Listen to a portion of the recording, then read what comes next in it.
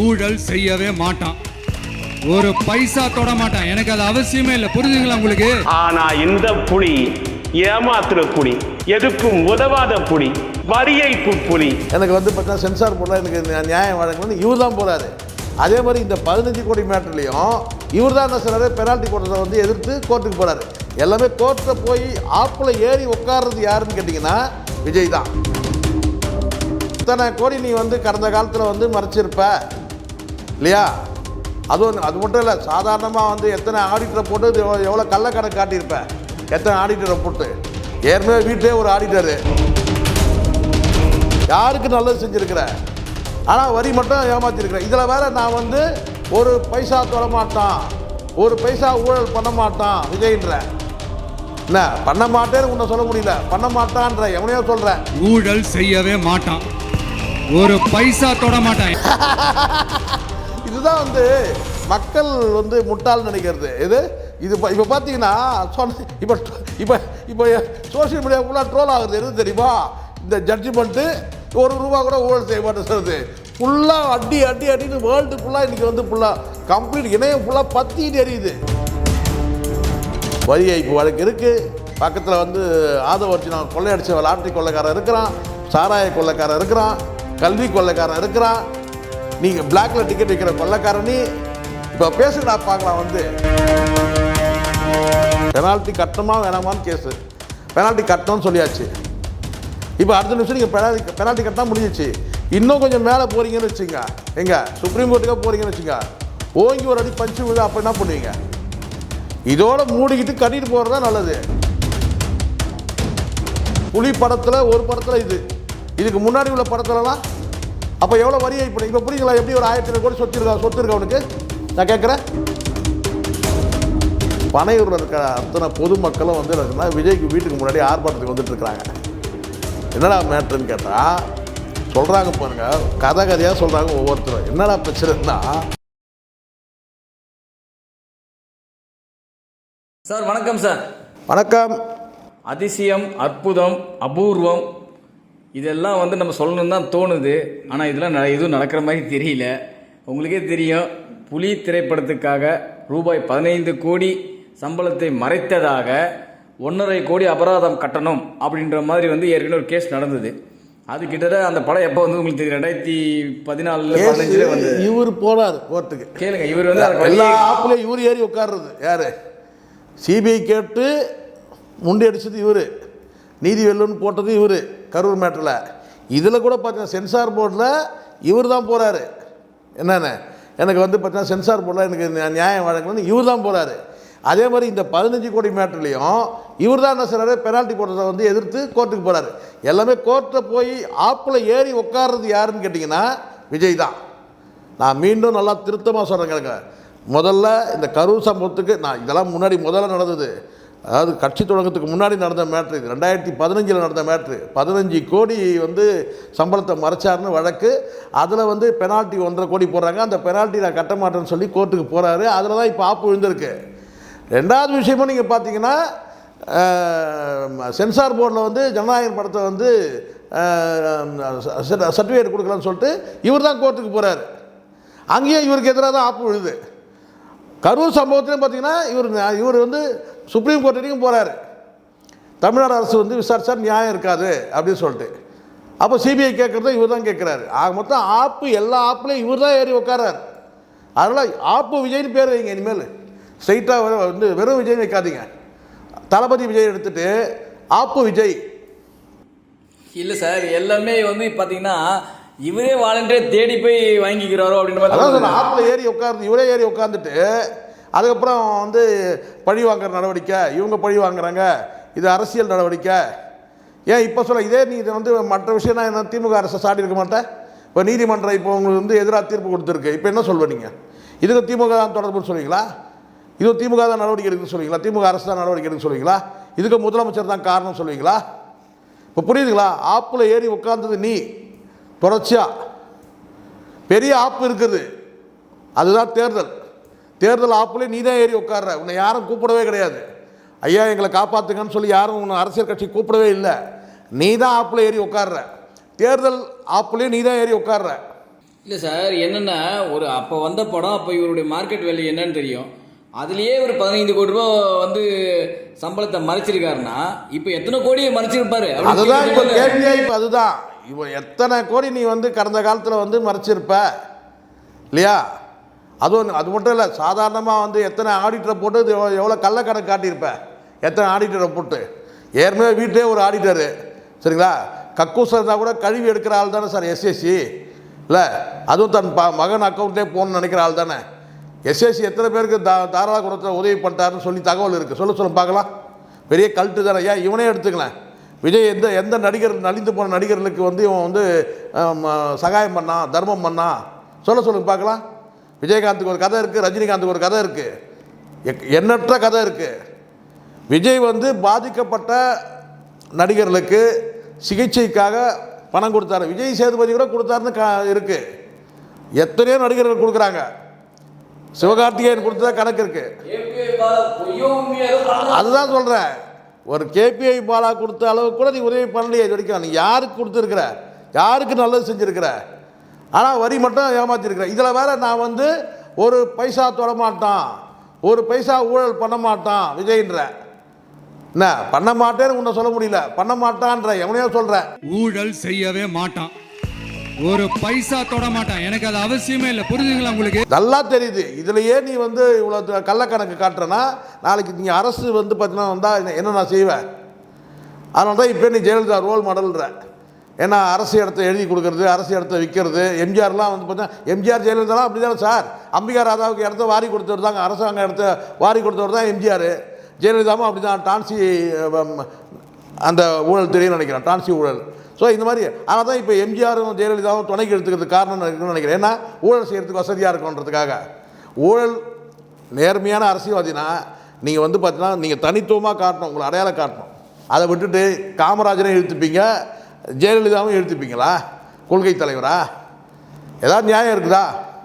காமராஜர் யார், ஜெயலலிதா யார்? காமராஜரும் எம்ஜிஆரே ஒன்றும் சொல்ல முடியாது சார். சார் இதே மாதிரி பார்த்தீங்கன்னா இன்னொரு வழக்கம் இருக்கு. என்னன்னா காருக்கு வரி கட்ட மாட்டேன்னு ஆரம்பிச்சாரு. வழக்கு தொடர்ந்தாரு, உங்களுக்கு தெரியும். ஆமாம். அப்ப என்ன ஜட்ஜே வந்து காரி துப்புற சொன்னாரு, நீங்க ரீல்ல மட்டும் ஹீரோவா இருக்காதீங்க, ரியல்ல ஹீரோவா இருங்கன்னு சொல்லி காரி துப்புனதும் அந்த வழக்கில் தான். இவர்கிட்டே இவ்வளோ எக்கச்சக்கமான வரி ஏய்ப்பு, வரி மறைச்சது, அப்புறம் வருமான வரித்துறைக்கே வந்து ஒரு சவால் வர்ற அளவுக்கு கேஸை போடுறது, இந்த மாதிரிலாம் போட்டுட்டு ஊழல் வந்து என்கிட்ட ₹1 கூட நான் திருட மாட்டேன். இதுதான் வந்து மக்கள் வந்து முட்டாள் நினைக்கிறது. இது இப்போ பார்த்தீங்கன்னா இப்போ சோசியல் மீடியா ஃபுல்லாக ட்ரோல் ஆகுறது எது தெரியுமா? இந்த ஜட்ஜ்மெண்ட்டு ₹1 கூட ஊழல் செய்ய மாட்டேன் சொல்லுது. ஃபுல்லாக அடின்னு வேர்ல்டு ஃபுல்லாக இன்றைக்கி வந்து ஃபுல்லாக கம்ப்ளீட் இணையம் ஃபுல்லாக பற்றிட்டு எரியுது. என்னென்னா இது வந்து ₹1 கூட நான் ஊழல் செய்ய மாட்டேன். இங்கே வந்து பார்த்தீங்கன்னா 1.5 கோடி பெனால்ட்டி கட்டு, 1.5 கோடி பெனால்ட்டி கட்டுன்னு ஒரு பார்ட்டாகவும், இன்னொரு பார்ட்டில் வந்து கேட்டால் நான் ₹1 ஊழல் செய்ய மாட்டேன். இப்போ இது ஊழல் கிடையாதா? இதைத்தாண்டா நாங்கள் சொல்கிறோம். வரி ஏய்க்கிறதும் வந்து பார்த்தீங்கன்னா வந்து வரி ஏய்ப்பு வழக்கே இருக்குது. நான் முந்தா நாள் தான் பேசினேன் சரிங்களா? முந்தா நாள் பேசுகிறேன், இன்றைக்கி வந்துடுச்சு ஜட்ஜ்மெண்ட் வந்துடுச்சு. வரி ஏய்ப்பு வழக்கு இருக்குது. பக்கத்தில் வந்து ஆதவர்ஜினா கொள்ளையடிச்ச லாட்ரி கொள்ளைக்காரன் இருக்கிறான், சாராய கொள்ளைக்காரன் இருக்கிறான், கல்வி கொள்ளைக்காரன் இருக்கிறான், நீங்கள் பிளாக்ல டிக்கெட் வைக்கிற கொள்ளைக்காரனி. இப்போ பேசுங்கடா பார்க்கலாம். வந்து யாவனா வாயை திறந்து பேசுங்க. இப்போ சொல்லுவீங்களா இது மத்திய அரசோட பழிவாங்க நடவடிக்கை, திமுக அரசோட பழிவாங்க நடவடிக்கை? சொல்லுங்களா பார்க்கலாம். சொல்ல முடியுமா நீங்கள்? இல்லை சார், வருமான வரித்துறை எந்த கவர்மெண்ட்டையும் சாராதவங்க. எப்படி இப்போ திமுக கவர்மெண்ட் குறை சொல்லுவாங்க? அதுதான் நான் சொல்கிறேன். இப்போ புரியுதுங்களா? ஆக மொத்தம் ஊர்க்குருவி பருந்தாகாது. விஜய் ஊர்க்குருவி, அவ்வளோதான். இதை தாண்டி எதுவுமே சொல்லுங்க. நீ என்ன வேணால் நீ சொல்லலாம், நீ என்ன வேணால் சொல்லு. இதுக்கு என்ன பதில் சொல்லுவீங்க? எங்கே போய் உட்காந்து பேசுங்க பார்க்கலாம். வரி ஏய்ப்பு பண்ணுறது, சாராய கூட்டாளிகள், அத்தனை கூட்டாளி, யாராவது ஒரு கூட்டாளி நேர்மையானவனா இருக்கிறான் அதில்? விஜயோட கூட்டு சேரக்கூடியவங்க, கூட்டணி கிடையாது, விஜயோட இருக்கக்கூடிய நபர்கள் சொல்கிறேன் நான். அது ஆதவர்ஜனமாக இருக்கட்டும், வந்து புஷியானதாக இருக்கட்டும், இருக்கிற அத்தனை நபர்களும் சொல்கிறேன். எல்லாருமே வந்து பார்த்தீங்கன்னா ஊழல்வாதி. அப்படி நீ எப்படி இருப்ப சார்? சமீபத்தில் துப்புரவு பணியாளர் ரஜினிகாந்த் கூப்பிட்டு வந்து செயினை போட்டு அனுப்புகிறார். அதை தான் இப்போ சொல்ல வரேன். அதை உனக்கு செய்யறதுக்கு திராணி இல்லை. கூப்பிட்டு உனக்கு ஏதாவது நீ ஒரு கௌரவம் பண்ணலாம். ஒரு நீ பணம் காசு கூட தர தேவையில்ல, ஒரு சால்வை போட்டு அனுப்பலாம். ஒரு கௌரவம், ஒரு மரியாதை தானே. எவ்வளோ பெரிய விஷயம். 45 சவரன் நகையை வந்து கொண்டு போய் வந்து ஒப்படைச்சு இன்றைக்கி முதலமைச்சர்லேருந்து நாடே போட்டுருது. அவங்கள போய் நீங்கள் ட்ரோல் பண்ணி கிண்டல் பண்ணுறீங்க, கேலி பண்ணுறீங்க. உங்களுக்கு இப்போ புரியுதுங்களா இவனுக்கு தற்கொலைன்றது? இந்நேரம் நீ என்ன செஞ்சிடணும்? ரஜினி கூப்பிட்றதுக்கு முன்னாடி நீங்கள் கூப்பிட்டுக்கணும். ரஜினி கூப்பிட்ட பிறகு, ரஜினிகாந்த் கூப்பிட்டு அவங்களுக்கு வந்து சால்வை போட்டு அவங்களுக்கு தங்கச்செயின் போட்ட பிறகு பொறாமையில் நீங்கள் என்ன சரி கேலி கிண்டல் பண்ணுறீங்க. ஒன்று நீங்கள் பண்ண வேண்டிய வேலை இது, நீங்கள் பண்ணலை. சரி பண்ணலாம், நம்ம கேட்க போகிறதில்ல. ஏன்னா உங்களுக்கு வந்து என்னென்னா வந்து ஓட்டு தான் கணக்கு. இதே அவங்க மூலமாக வந்து உங்களுக்கு வந்து ஓட்டு வருதுன்னா நீங்கள் பண்ணியிருப்பேன். இல்லைனா வந்து ரஜினிகாந்துக்கு முன்னாடி நீங்கள் பண்ணிடணும், தூங்கிட்டீங்க. இப்போ இது மாதிரி ஒரு சம்பவம் நடந்தால் அவனுக்கு தெரியவே தெரியாது. இப்படி ஒரு துப்புரவு பணியாளர் 45 சவரன் நகையை கொண்டு வந்து ஒப்படைச்சாங்களா, இது வந்து ரஜினிகாந்த் கூப்பிட்டு வந்து அவருக்கு கௌரவிச்சாரா, முதலமைச்சர் கௌரவிச்சார், இதெல்லாம் தெரியுமான்னு கேளுங்க, தெரியாது. ஏன்னா சாயந்தரம் 6 மணிக்கு சரக்கு அடிச்சு படுத்தான்னா வெடிக்காலில் 8 மணிக்கு எழுந்துக்க வேண்டியது. அப்போ எப்படி தெரியும் அவனுக்கு நாட்டில் என்ன நடக்குதுன்னு தெரியாது. ஆனால் கேலி கிண்டல் பண்ணுறாங்கன்னா அதுவும் தெரியாதுன்னுமா. ஏன்னா அந்தளவுக்கு தற்கொலை கூட்டம் இருக்குது. எவ்வளோ பெரிய தப்பு சார் இதெல்லாம். வந்து அநியாயமான விஷயம் இது. என்ன உங்களால் முடிஞ்சால் உதவி செய்யுங்க. எவ்வளோ பெரிய விஷயம் பண்ணியிருக்கிறாங்க. வறுமையில் நேர்மையாக இருக்கிறது தான் ரொம்ப ரொம்ப கஷ்டம். நேர்மையாக இருக்கிறது ரொம்ப பெரிய கஷ்டம் கிடையாது. நேர்மையாக இருக்கிறது கஷ்டமாக தான் கூட. பெரிய கஷ்டம்னு கேட்டிங்கன்னா வறுமையில் நேர்மையாக இருக்கிறது தான். எல்லா நிமிடங்கள்லையும் பணத்துக்காக வந்து போராடக்கூடிய மக்கள்கிட்ட வந்து ஒரு பெரிய ஒரு தொகை கிடச்சிச்சு, இல்லை பெரிய வந்து ஒரு வந்து ஒரு நகை முடிப்பு கிடச்சிச்சின்னா அதை கொண்டு போய் ஒப்படைக்கிறதுக்கு பெரிய மனசு வேணும். அவ்வளோ எவ்வளோ நேர்மையாக இருந்தால் அதை செஞ்சுருப்பாங்க. அதை நீ பாராட்ட துப்பு இல்லை உனக்கு. நீ வந்து நடிகையோட பிறந்தநாளுக்கு நடிகை குழந்தைக்கும் நடிகைக்கும் உனக்கு வைர நெக்லஸ் போடுற உனக்கு எங்கே தெரிய போகுது? இந்த துப்புரவு பணியாளருடைய கஷ்டம் என்ன தெரிய போகுது? அவங்க நேர்மை எங்கே தெரிய போகுது? அதுதான் சொல்கிறேன், நாய்க்குட்டிக்கே செயின் போடுறது தானே, நீ தங்க செயின் போடுறது தானே, உனக்கு எங்கடா தெரிய போகுது? சார் என்னென்னா என்னுடைய ஒரே கேள்வி என்னென்னா, இப்போ கோர்ட்டே தீர்ப்பு அளிச்சிச்சு. இப்போ கிட்டத்தட்ட குற்றவாளி தான், நீ வரி ஏய்ப்பு செய்தது உண்மை, நீ ஒரு குற்றவாளி தான், 1.5 கோடி ரூபா அபராதத்தை கட்டு அப்படின்ற மாதிரி காரி துப்பிட்டாங்க. இந்த இத்து போன பசங்க கூட இந்த தற்கொலைகள் சுற்றுறானுங்கள, இவனுங்கெல்லாம் அறிவு இருக்குமா? இருக்கா கொஞ்சமாச்சும்? ஒரு பையன் ஃபோன் பண்ணுறான். ஒரு பையன், நான் இப்போ நீ கேட்டதுனால சொல்கிறேன். ஒரு பையன் ஃபோன் பண்ணுறான், நான் இதுக்கு வந்து அப்பீல்லாம் பண்ண முடியுமா? டேய் ஏடா நீங்கள் பண்ணுற வேலை? அப்பீல் பண்ணுறதுக்கு எல்லா கேஸ்லையுமே அனுமதி இருக்குதான், அப்பீல் பண்ணலாம். இன்றைக்கி என்ன பெனால்ட்டி கட்டிட்டுறது, இப்போ பெனால்ட்டி கட்டணுமா வேணாமான்னு கேஸு. பெனால்ட்டி கட்டணும்னு சொல்லியாச்சு. இப்போ அடுத்த நிமிஷம் நீங்கள் பெனால்ட்டி கட்டினா முடிஞ்சிச்சு. இன்னும் கொஞ்சம் மேலே போகிறீங்கன்னு வச்சுங்க, எங்கே சுப்ரீம் கோர்ட்டுக்காக போகிறீங்கன்னு வச்சுங்க, ஓங்கி ஒரு அடி பஞ்சு விழுது, அப்போ என்ன பண்ணுவீங்க? இதோட மூடிக்கிட்டு கட்டிட்டு போகிறது தான் நல்லது. நீங்கள் அப்பீல் போகலாம், உங்கள் சைடில் நல்லா தெரியுது. இதுவே போயிருக்கூடாது. எப்போ வந்து இன்கம் டேக்ஸ் வந்து உங்களுக்கு பெனால்ட்டி போகிறாங்களா அப்போவே நீங்கள் என்ன செய்யணும், சைலண்டாக கட்டிட்டா ஒன்றுமே கிடையாது. ஆனால் அதில் வந்து பார்த்தீங்கன்னா உள்ள ஒரு சூழ்ச்சிமெல்லாம் வச்சுக்கிட்டு தான் இவங்க போனாங்க. என்னன்னு கேட்டால் ஹைகோர்ட்டில் போனால் நமக்கு வந்து கொடுத்துருவாங்க. இவரே ஒப்புதல் வாக்கு மூலமே கொடுத்துருவாங்க. ரெய்டு வரும்போது நல்லா புரிஞ்சுங்க, ரெய்டு வந்து 2015 ரெய்டு வரும்போது இவரே வந்து சம்பளத்தில் வந்து இருக்க சம்பள பணம் தான் இது. 5 கோடி ரூபாய் கேஷாக மட்டுமே இருந்திருக்கு. ஹார்ட் கேஷாக 5 கோடி ரூபாய் இருந்திருக்கு. அந்த 5 கோடி ரூபாயை வந்து பார்த்தீங்கன்னா சம்பள பணம்னு ஒத்துக்கிட்டு இருக்கிறாரு. அப்போ அவங்க கேட்குறது தான், இப்போ நான் அபராதம் சொன்னீங்கன்னா நான் அந்த 15 கோடிக்கு நான் அபராதம் 15 கோடிக்கு நான் வந்து டேக்ஸ் கட்டுறேன்னு இருக்காரு. அப்போ அவங்க என்ன சொல்லியிருக்காங்கன்னா, இது நாங்கள் நடவடிக்கை வந்து எடுத்த பிறகு செக் பண்ண பிறகு நீங்கள் கட்டுறேன்னு சொல்கிறது சரியாராதுல்ல, அதுக்கு வந்து அபராதம் விதிச்சு தான், அதாவது பெனால்ட்டி போடுறது தான். இப்போ செக் பண்ணுறதுக்கு முன்னாடி பண்ணணும். நீங்கள் வரி கட்டுறேன்னு செக் பண்ண பிறகு இப்போ வேணால் நான் வரி கட்டுறேன்னு சொன்னால் அது அவங்க ஏற்றுக்கலை, இன்கம் டேக்ஸ் ஏற்றுக்கலை. இல்லை நாங்கள் பெனால்ட்டி போடுறோம், வித் பெனால்ட்டியோட கட்டுங்கன்னு சொல்லும்போது அப்போ போகிறார்.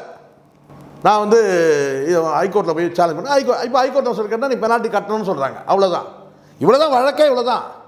நீங்கள் செக் பண்ண ரெய்டு வர்றதுக்கு முன்னாடி நீங்கள் வந்து கட்டிகிட்டு இருக்கணும். ரெய்டு வந்த பிறகு செக் பண்ண பிறகு கணக்கு வழக்கெல்லாம் பார்க்கும்போது ஷார்ட்டேஜ் வருதுன்னு போது அப்போ வேணால் நான் வந்து டேக்ஸ் கட்டுறேன்னு சொல்கிறது சரியில்லைல்ல. அப்போ இதுக்கு முன்னாடி இப்போ நீங்கள் கேட்ட கேள்வி தான், இதுக்கு முன்னாடி எவ்வளோ பண்ணியிருப்பேன்? புலி படத்தில் ஒரு படத்தில் இதுக்கு முன்னாடி உள்ள படத்துலலாம் அப்போ எவ்வளோ வரி ஏய்ப்பு? இப்போ புரியுங்களா? எப்படி ஒரு 1500 கோடி சொத்து இருக்கா அவனுக்கு? நான் கேட்குறேன், 1500 கோடி வந்து சம்பளத்தில் வந்ததா? இப்போ புரியுதுங்களா? வரி ஏய்ப்பு பண்ணால் மட்டும்தான் இவ்வளோ சொத்துக்கள் சேர்க்க முடியும். 1500 கோடி சொத்து எப்படி வந்தது? எத்தனை படத்தில் எவ்வளோ ரூபாய் சம்பளம்? 69 படம் கணக்கு போட்டுங்க. 70 படம் வச்சுங்க சார், 70 படத்துக்கு சம்பளம் என்னாச்சு? எப்படி 1500 கோடி சொத்து வரும்? அப்போது வரி ஏய்ப்பு பண்ணால் தான் இந்த மாதிரி சம்பளம் வந்து சம்பாதிக்க முடியும். வரி ஏய்ப்பு பண்ணி எங்கேயாவது பினாமி பேரில் சொத்தை வாங்கி வச்சா தான் இந்த மாதிரி வந்து சம்பாதிக்க முடியும். இந்த கருணாஸ் ஒரு படத்தில் கேட்பார், சார் நீங்கள் எப்படி சார் பணக்காரனீங்கன்னு கேட்பார். உழைச்சி தான் அப்படின்னுவாரு அந்த பணக்காரர். நீ என்ன உழைச்ச? எங்கள் ஊரில் விவசாயம் பார்த்துட்டு இன்னும் விவசாயம் தான் பார்த்துட்டு இருக்கான். என் ஃப்ரெண்டு ஆட்டோ ஓட்டுறோம், இன்னும் ஆட்டோ தான் ஓட்டிட்டு இருக்கான். அவங்களாம் உழைப்புக்காத உழைப்பே நீ உழைச்சி கிழிச்சிருக்க போறீங்க அப்படின்னு சொல்லுவார். ஒன்று நீ அரசாங்கத்தை ஏமாத்திருக்கணும், இல்லை வரி பணத்தை ஏமாற்றி கொள்ளடிச்சிருக்கணும். 1500 கோடி சொத்துன்றாங்க. 1500 கோடி சொத்து எப்படி வந்தது? ஒரே கேள்விதான். நீங்கள் என்ன தான் சொத்துக்களை வாங்கி போட்டு பன்மடங்கு பெருங்கியிருந்தாலும் கூட இவ்வளோ வராது இல்லை. நீங்கள் முதல் நடித்த படத்தில் என்ன சம்பளம் இன்னைக்கு? அப்போவே 200 கோடியா? நான் கேட்குறேன். இப்போ தானே சார் 200 கோடி 150 கோடி. அப்போல்லாம் எவ்வளோ சம்பளம்? ஃப்ரீயாக தான் சார் இதிலே வந்து கிட்டத்தட்ட ஒரு 10 படம் சொந்த படம் இல்லையா? அப்போ வந்து எப்படி இவ்வளோ 1500 கோடி சொத்து எப்படி வந்தது? இப்படி தான் வரி ஏய்ப்பு பண்ணால் மட்டும்தான் வரும் சார். என்னோட இறுதியாக ஒரே கேள்வி, ஏன்னா இவரை பற்றி நம்ம தொடர்ந்து பேசி நமக்கு போர் அடிச்சு போயிடுச்சு. இவனுக்கு எவ்வளோ சொல்ல எனக்கு போர் அடிக்கல, எனக்கு இன்ட்ரெஸ்டாக இருக்கு. இவரை போட்டு பரட்டி நான் ஒரே வார்த்தை தான் நான் பார்த்தேன். நீ காலையில் இங்கே நியாயமாக இந்நேரம் வந்து அந்த துப்புரவு பணியாரை கூப்பிட்டு நீ நகை போடுற, நீ செயினை போடுற, கொலுசை போடுற, எதை ஒரு சால்வை போட்டு மரியாதை பண்ணிடணும். நீ ஒரு அரசியல் கட்சி தலைவர், நீ அதை ஒரு சூப்பர் ஸ்டார் ரஜினி பண்ணிட்டார். அதை நீங்கள் கிண்டல் அடிக்கிறீங்கல்ல, அதை கிண்டல் அடிக்கிறீங்க. கமல் பாராளுமன்றத்தில் பேசுகிறத கிண்டல் அடிக்கிறீங்க. எல்லாத்தையும் பார்த்துட்டு தான் இருக்கிறோம் காலையிலேருந்து. ஏன்னா தற்கொலைக்கு அறிவு இருக்காடா உங்களுக்கு? நீங்கள் ஒரு அரசியல் கட்சி வச்சுருக்கீங்க, உங்கள் கதையை நாறிட்டு இருக்கீங்க. எதை கேலி பண்ணணும், எதை கிண்டல் பண்ணணும் கூட ஒரு பொருட்டே இல்லாமல் ரஜினி வந்து அந்த உதவி பண்ணதை வந்து கமெண்ட்டில் வந்து அந்த அளவுக்கு ட்ரோல் பண்ணுறானுங்க. இது என்னுடைய ஒரே கேள்வி. ஏன்னா நம்ம வந்து தொடர்ந்து பேசிட்டு தான் இருக்கோம். இந்த தற்கொலைகள் திருந்துற மாதிரி தெரியல. இவனுக்கு இன்னும் மேலும் மேலும் தற்கொலையாக போயிட்டு இருக்காங்களே தவிர நம்மளே நீங்கள் நல்லா இருக்குன்னு தானே நாங்கள் சொல்லிட்டு இருக்கோன்னு சொன்னாலும் இவனுக்கு ஏற்றுக்க போகிறது கிடையாது. என்னுடைய ஒரே கேள்வி என்னென்னா, எல்லா தப்பும் இவர்கிட்டே இருக்குது. வரி கட்ட மாட்டேன்றாரு, ஒழுங்கான சம்பளத்தை சொல்ல மாட்டேன்றாரு. அப்புறம் வந்து உங்களுக்கே தெரியும், காருக்கு நான் எதுவுமே வரி கட்ட மாட்டேன், நான் இந்திய சட்டத்தில் வாழ்றேன். எல்லாத்துக்குமே என் ரூட்டுக்கிட்டே போக மாட்டேங்கிறீங்க. ரூட் இருங்க, அதான் சார் நானும் கேட்குறேன். இவ்வளோ பண்ணா ரூட் வந்து ஒரு அமைப்பு வச்சு 25 நடிகைகளை வச்சுக்கிட்டு எந்த நடிகை வெளியே போயிடணும் அந்த நடிகை கேவலமாக திட்டு. இப்போ புரியுதுங்களா? அந்த ரூட்டில் வந்து இணையல்னா அந்த நடிகை கேவலமாக திட்டுறது. இப்போது எல்லா தப்பும் இவர் மேலே வச்சுக்கிட்டு இவரும் உத்தமர் மாதிரி மேடையில் பேசுகிறது, அதுக்கு உட்காந்து கை தட்டுறாங்களே இவனுங்க. இல்லை, எனக்கு கை தட்டுறது கூட பார்த்தீங்கன்னா பரிதாபமாக இருக்குது. செங்கோட்டையன் நிலைமையும் அந்த ஃபெலிக்ஸோட நிலைமை தான். மீதி சின்ன பசங்க கை தட்டுறதை பற்றி நமக்கு பிரச்சனையே கிடையாது. ஃபெலிக்ஸ் எல்லாம் பார்த்தா ஏதோ இந்த இந்த ஆடு, இந்த சில நேரங்களில் இந்த இந்த கறிக்கடைக்கு, கசாப் கடைக்கு இந்த ஆடுகளை கூப்பிட்டு போவாங்க தெரியுமா, மந்தையாக கூப்பிட்டு போவாங்க. ஒரு ஆடை வந்து பார்த்திங்கன்னா வந்து அப்படியே சோகமாக மூஞ்ச வச்சுட்டு நடந்து போவோம் விதியன்னு. அப்படி தான் இருக்குது இந்த செங்கோட்டையன் முகமும் ஃபெலிக்ஸோட முகமும். ஏன்டா இங்கே வந்து இவனுக்கிட்ட மாட்டணும், அந்த தற்கொலை கும்பல்கிட்ட மாட்டணுன்ற மாதிரி தான் இருக்கிறாங்க. இதை ஒரு ஹைலைட்டான ஒரு விஷயம் சொல்கிறேன் பாருங்கள். இப்போ வெரி ரீசெண்டாக ஒரு 1 ஹவருக்கு முன்னாடி வந்த தகவல், இப்போ உங்ககிட்ட வர்றதுக்கு ஒரு 1 ஹவருக்கு முன்னாடி தகவல்னா, பனையூரில் இருக்கிற அத்தனை பொதுமக்களும் வந்து என்ன சொன்னால் விஜய்க்கு வீட்டுக்கு முன்னாடி ஆர்ப்பாட்டத்துக்கு வந்துட்டுருக்குறாங்க. என்னடா மேட்ருன்னு கேட்டால் சொல்கிறாங்க பாருங்கள், கதையாக சொல்கிறாங்க ஒவ்வொருத்தரும். என்னடா பிரச்சனைன்னா, சமீப காலம்னா கிட்டத்தட்ட ஒரு வாரமாக கூட்டம் இருக்க அதிகமாகி இவர் 12வது தெருவில் இருக்கிறாருன்னா, அங்கே வந்து 1ஆம் நம்பர் 2ஆவது தெரு 3ஆவது தெருவில் அத்தனை தெருவுலையும் வந்து பார்த்திங்கன்னா வண்டியை கொண்டு வந்து நிறுத்திட்டு குப்பையை போடுறது, வந்து பார்த்திங்கன்னா வந்து டீ கப்புகளை போடுறது, வாட்டர் பாட்டிலை தூக்கி அடிக்கிறது, விசில் அடிக்கிறது, வந்து நோ பார்க்கிங் ஏரியாவில் வந்து வண்டியை நிறுத்துறது. இப்படி வந்து பார்த்தீங்கன்னா அந்த இடமே வந்து ஒரு போர்க்காலம் மாதிரி ஆகிட்டு அவர் அன்ட்ரஸ்ட் ஆகிட்டு அந்த மக்கள் எல்லாமே நாங்கள் நிம்மதியாக இருக்கிறது தாங்க ஈஸியாக நாங்கள் இடத்த வாங்கினோம். இங்கே வந்து இந்த மாதிரி இந்த மக்கள் இந்த கட்சிக்காரங்க வந்து இப்படி பண்ணுறாங்க அப்படின்னு சொல்லி கொதிச்சு போய் ஆர்ப்பாட்டத்தை வந்து பண்ணி ஒரே வந்து அந்த இடமே ரகலை ஆகிட்டுருக்கு. இப்போ புரியுதுங்களா? இவங்க லட்சணம் அந்த மாதிரி இருக்குது. ஒழுக்கமே கிடையாது. எந்த வகை தலைவனுக்கு ஒழுக்கம் இருந்தாலும் சார் தொண்டனுக்கு ஒழுக்கம் இருக்கும், இவனுக்கே ஒழுக்கம் கிடையாது. இப்போ அந்த இடம் வந்து பார்த்தீங்கன்னா, இப்போ நான் கேட்குறேன், உனக்கு கட்சி ஆஃபீஸ் நடத்துறதுக்கு இடமே இல்லையா? உன் சௌகரியத்துக்காக நீ வீட்டு பக்கத்துலேயே வச்சுக்கிட்ட கட்சி ஆஃபீஸை. ஆனால் நியாயமாக எல்லா கட்சி ஆஃபீஸும் எங்கே சார் இருக்கும்? சென்னையில் மையப்பகுதியில் தான் இருக்கும். எங்கேயுமே வந்து உள்ளுக்குள்ளே எங்கேயும் வந்து பார்த்தீங்கன்னா இருக்காது. இவருக்கு வசதியாக பீச் வாரத்தில் வச்சுக்கிட்டு சொகுசாக இருக்கிற அத்தனை பேரும் உயிரை எடுத்துனுங்கிறான்றது தெரிஞ்சிச்சா? பல பேர் சொல்கிறாங்க, ஒரு அம்மா சொல்கிறாங்க, வயசானவங்க வீட்டில் இருக்கிறாங்க சார், இவங்க வந்து விசில் அடிக்கிறானுங்க ஃபுல்லாக. இப்போ கரெக்டாகிடுச்சா?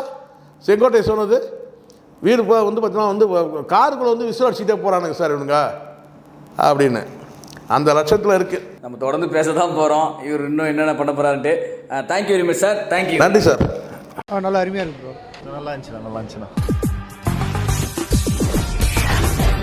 பால நீங்க கொடுத்தா விளையாட நாங்க ரெடி. இது போல பல வீடியோக்களை கண்டு மகிழ எங்களது ரீசன்ட் வாய்ஸ் சேனலை மறக்காம சப்ஸ்கிரைப் பண்ணுங்க.